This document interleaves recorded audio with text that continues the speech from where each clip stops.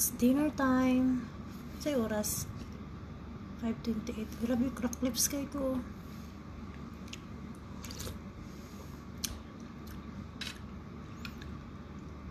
Noodles. May itlog.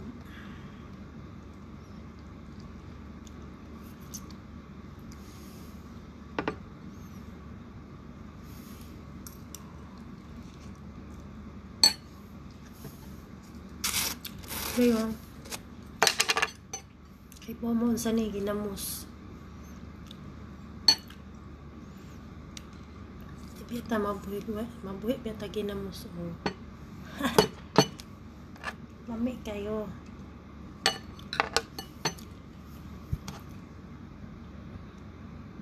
Balon na ginamos ay.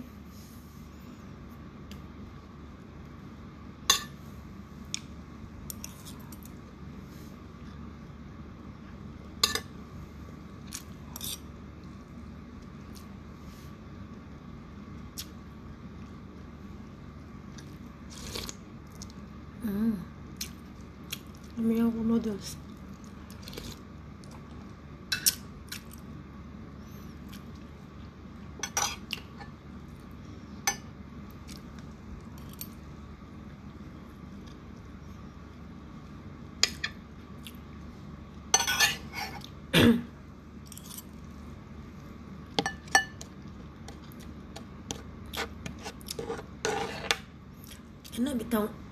Anak bitaw. Mag-story ako guys ha. Kana bitaw, dili ka swerte sa pamilya. Ni mo mismo, di sad ka swerte sa pamilya nga imong gibuo. Swerte ka sa laing tao. Tinuod jud na.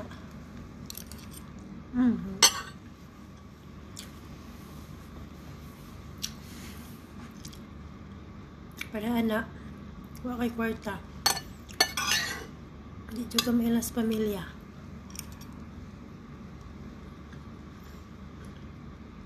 Dayon.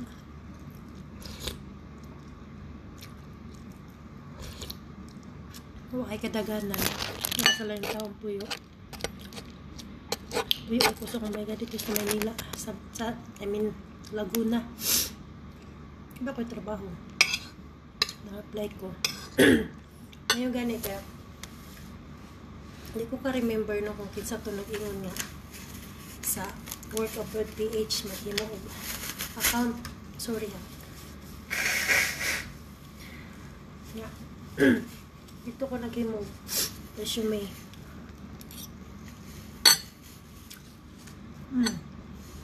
Dito ko natawagan sa FMW. Tawagan ko nila start April. Sabi na ko wala ra. Katapusan sa April. Itawag sila balik. Continue pa ba daw ko? Continue ko mo ito. Nag-process dayon. Human sa interview. Final and initial interview. Thanks be to God. Napili ko. Then, muna to, medical din pagkaugma. Kay baw ko nga, ang process bitaw ano, kompleto na ka sa requirements, ay mag-defile. Pero, lahi sa diri since ipangayo na ako ni Lord nga, mag-Europe jud ko. Isunod na sa ko, dahil walay doubtful ba nga, di ko mag-medical, kay kuan. Wala pa ko kahibaw. Dili sad famous tang agency, dili sad ko kay boss agency kay ang FMW wala man sila Middle East nga gipagawas or kuan na sila dito London, part sa UK,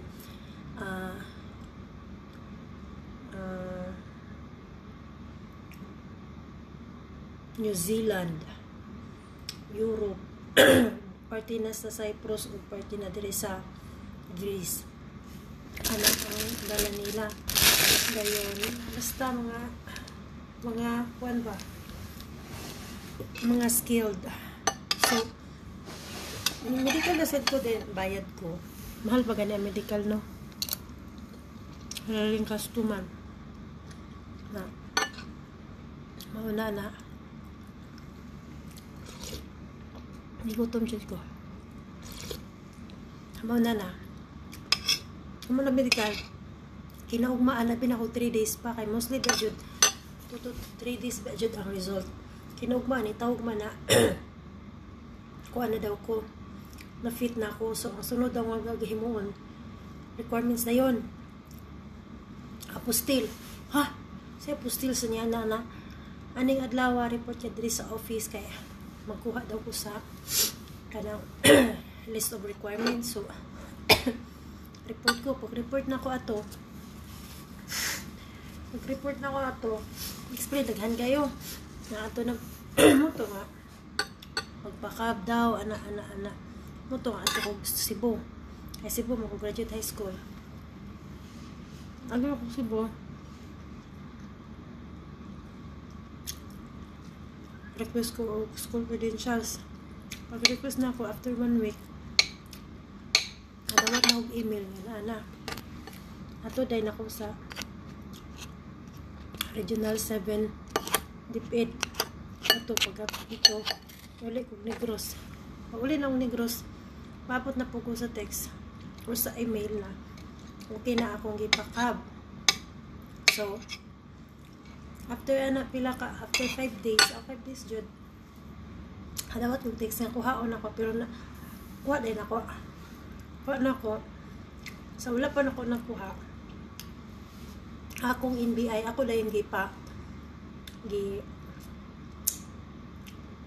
ipabook sa DFA para apostil and then pagguman ato kong DFA ay apostil lagi itong NBI schedule na niya naman niya usara ba niya ko nga ma'am wala raman ako na-appeal ang school credentials niya naman niya isabay lang basta kompleto tanan mo to saka na po gustaas kay pasiro sa ana mo to nga ana adlaw rush pa jud kay nitawag man ang agency na report na ko June 11 kay June 12 holiday ba ya mo to nga dali ko ni bayad ko giparush na ko ang apostil kay para asa mo siya dapit para makuha din ako mo to nga ako din siyang giparush din kuha din ako din mo to uli og ni cross impake na sad ko dayon pagka human darga og balik og Cebu pag after 2 days kay kuha na ko sa result balik og Manila mo to report na po ko sa agency pasa na po na ko ang papilis kay mo na maputila padala diri sa Bulgaria para sa final verification para ma-approve ba din ma-verified nga valid ang contract mo to nga lisod kay wala na dyan ko'y kwarta atong nga time niya wala ko'y kwarta akong isuon sige dahil ka dyan kong Manila balag wala na tamasay lang tagaan ko sa kong mama utang na po to ako po ko ba karoon pa makularga mauna na if di taswerte sa laing tao sa atong pamilya man nato or pamilya atong gibuo nasa laing tao swerte nato kaya dito ganito boarding house man dito no wala dito ko'y kapayan matagog na extra wala yun tulunan ako na makalarga ko muhatag yun ko mahatag yun ko'y kalarga na ko ano pagka makasweldo bayad hatag mauna na hindi good sa yun sa mga amusat swerte sad ko kay makaamo mang kubutan dry kayong kamot to makisa ka ng kuan ba sa kabugnaw sa panahon dry kay lang kayo kurinot kayo na siya karon kaluyan paabot ko sa kong residence card report ko dito sa embassy kay na-process naman to last week para sa capture ay para Wednesday ma-release na hindi na ako biyahe pagka Friday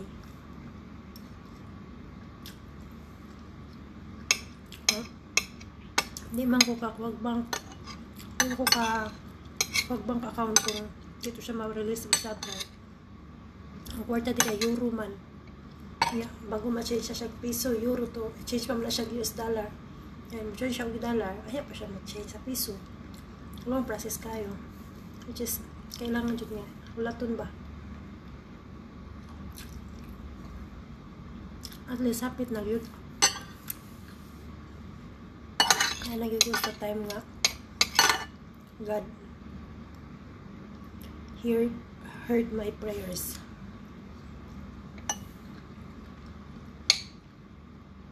Ano naman mga rason. Ang tanan ay rason. Mag-isod sa ka, kaya di mo makapot ang tanan.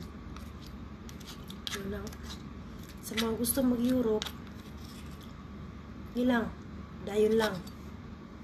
Sa gusto mag-Europe, kailangan dyan yan. Nadyo kay budget. Ay, sariling gasto man. Sariling gasto, kulit, kuti kayang pag-asikaso, dugay, dili para sa Asian country or Middle East na 3 months, 4 months, okay na. Basta, tiis, tiyaga, kabot na na. Thank you.